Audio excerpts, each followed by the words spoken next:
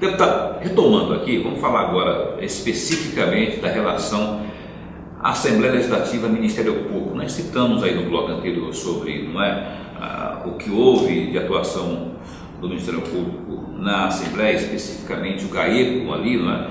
Mas eu quero falar sobre a CPI que foi criada para investigar as cartas de crédito que teriam sido emitidas por procuradores e promotores de justiça. A CPI foi instalada, agora ela vai começar a trabalhar. A mesa diretora espera que ritmo dessa CPI, que conduta dessa CPI, a abrangência dela, enfim. Fala pra gente sobre essa CPI. Olha, em relação à CPI, eu tenho que dizer o seguinte: a CPI, a partir do momento que ela é instalada, os seus membros têm autonomia total. A mesa diretora não tem influência sobre eles. Eles tocam, lá é eleito o presidente, já foi eleito, que é o deputado Max Russo, já foi eleito um relator, Leonardo, que é o doutor Leonardo. Então lá tem os membros, tem um relator, tem o presidente. Daí para frente eles têm total autonomia. Eles nem prestam conta do serviço que eles estão fazendo para a mesa diretora.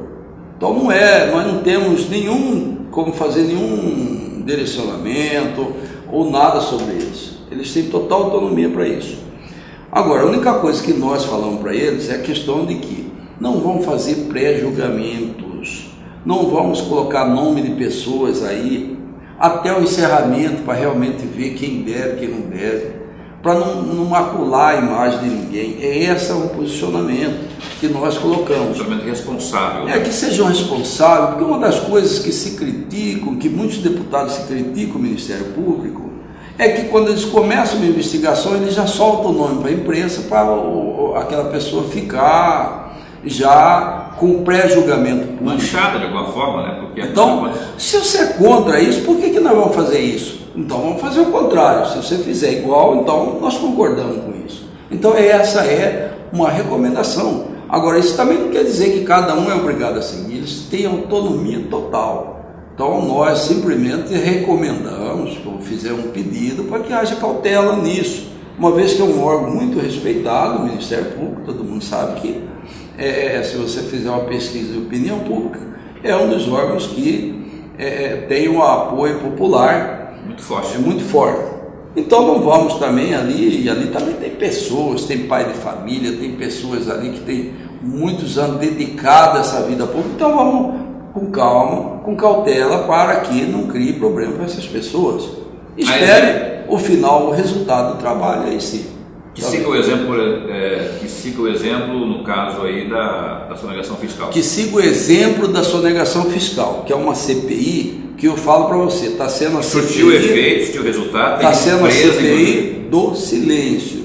Você não viu o Zé do Pátio, que é o presidente da comissão, sair aí já fazendo pré-julgamento, colocando o nome do empresário, e tem, viu? Eu garanto para você que tem muitos nomes lá, muitos empresários que tem denúncias e tem farta documentação que no final pode dar até indiciamento dessas pessoas, mas ele está esperando o final, o resultado final, para quê? Para não fazer pré-julgamento. Então, esse é o que nós esperamos que seja feito com a CPI do Ministério Público. É apenas uma recomendação, nós não temos nenhuma autoridade sobre eles. Eu conversei no final de 2015 com o deputado Nininho, que hoje é o primeiro secretário da Assembleia, e justamente sobre as CPIs, né? Porque para se instalar uma CPI, deputado Botelho, segundo Nininho, tem gastos, tem custos, não é? Sim. E ele falou que, na ocasião, que cada CPI não custa menos de R$500 mil para se instalar, não é? Quer dizer, é um dinheiro que se está gastando, são despesas que estão entrando. Hoje tem 4 CPIs ali, fora aquele custo que tem para manter, para contratar seus técnicos e tal, né? Mesmo assim, é um instrumento importantíssimo para a democracia. É importante e nunca se deu tanto apoio às CPI como nós estamos dando.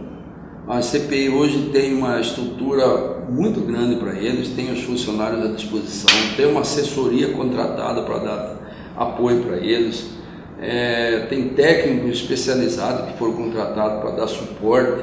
Então, estão tendo todo o apoio. Dá para se dizer que nunca, assim, ou pelo menos há muito tempo, não se via tanta facilidade para se instalar uma CPI na Assembleia. Sim, e que vai até o final, né? Porque as CPIs eram feitas, ficava ali um jogo. Hoje não, hoje está tendo estrutura, está tendo condições de trabalho.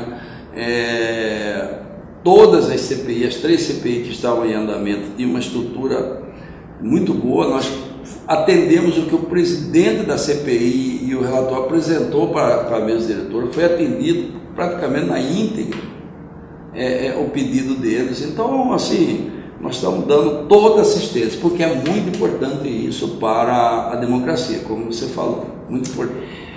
CPIs, investigações, e eu quero a sua opinião muito verdadeira aqui ao repórter MT.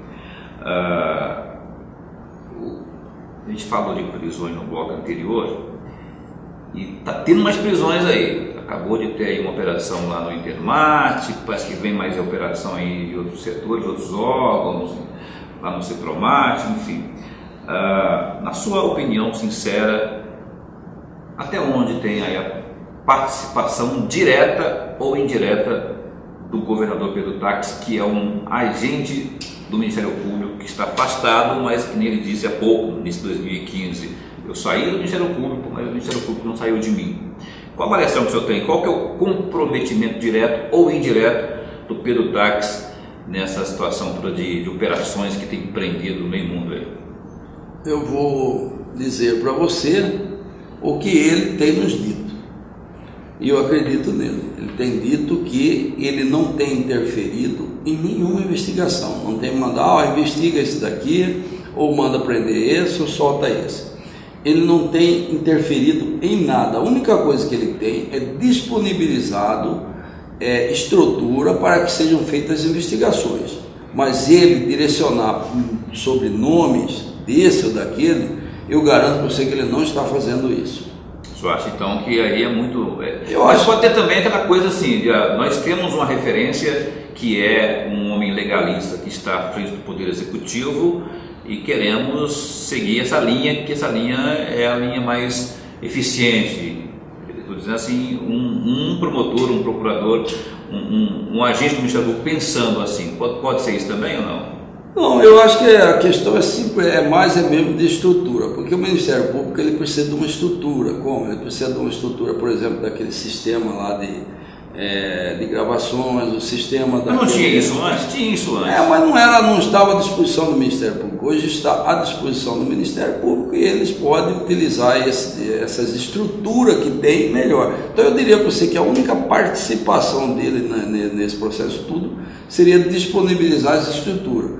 Mas em termos de direcionamento, eu não acredito que o governador esteja fazendo isso. Ele já nos disse que não está fazendo.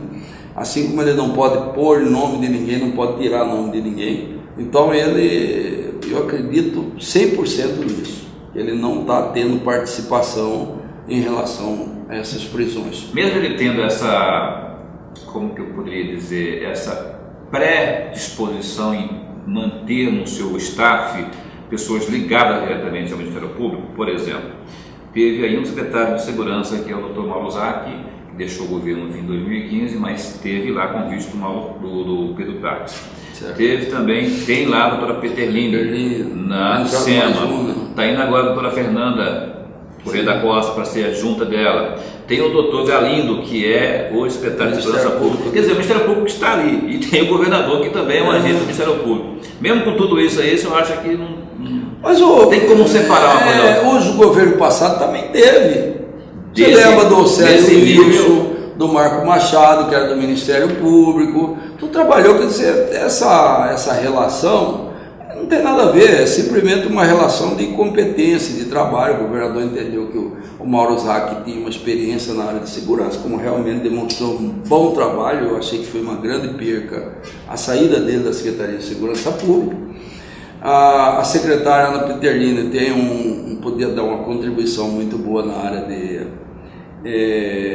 ambiental. Então é simplesmente questões administrativas, não tem nada a ver de uma relação com outra. Todos os governos fizeram isso.